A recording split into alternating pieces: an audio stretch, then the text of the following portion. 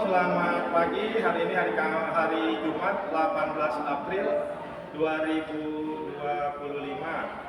Kita sedang memperingati hari kematian Tuhan Yesus Kristus. Saya mengucapkan kepada seluruh umat Kristen di seluruh dunia, selamat merayakan, memperingati hari kematian Tuhan Yesus Kristus di atas kayu salib. Pada kesempatan pagi ini saya ingin mengulang kembali dan mengingatkan bahwa Nabi Isa Al-Masih alaihissalam di dalam Al-Quran itu bukanlah Yesus Kristus di dalam Alkitab orang Kristen. Ada beberapa sebab. Pertama, Nabi Isa lahir di bawah pohon korma. Yesus lahir di kandang domba pertama. Yang kedua, Nabi Isa Al-Masih alaihissalam itu mukjizat pertamanya berbicara masih dalam buaya. Yesus Kristus mukjizat pertamanya perkawinan di Kana. Yang ketiga, Nabi Isa nama ibunya Maria, Yesus nama ibunya Maria. Yang keempat, Maria itu anak Imran.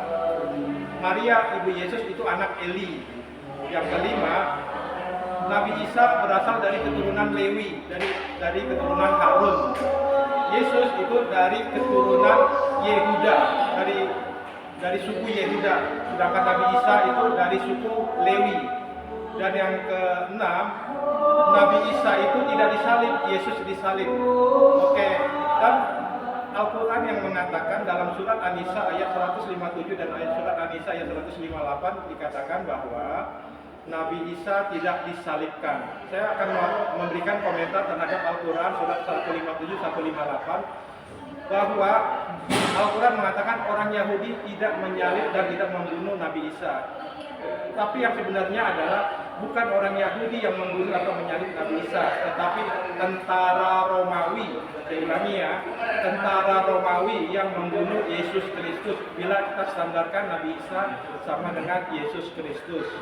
Dan di dalam Al-Quran dikatakan orang Yahudi tidak membunuh dan tidak menyalib Nabi Isa. Jadi ada yang tertipu.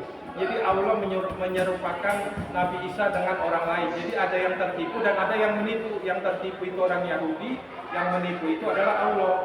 Jadi Allah itu adalah sebaik-baik penipu, the best deceiver. Dalam bahasa Inggrisnya the best deceiver. Jadi orang Yahudi tertipu, mereka seolah-olah menyalibkan Nabi Isa, padahal itu adalah orang yang diserupakan.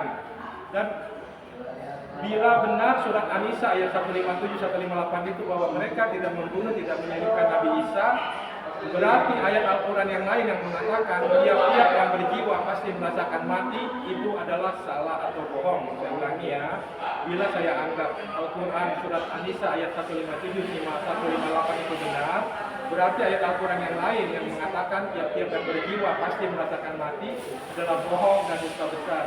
Jadi silakan Anda pilih surat An-Nisa 158-157 yang benar atau ayat Al-Quran yang lain yang mengatakan tiap-tiap yang berjiwa pasti merasakan mati yang benar. Pilihan ada di tangan saudara.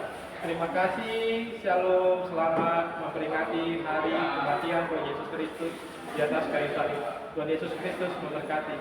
Dadah.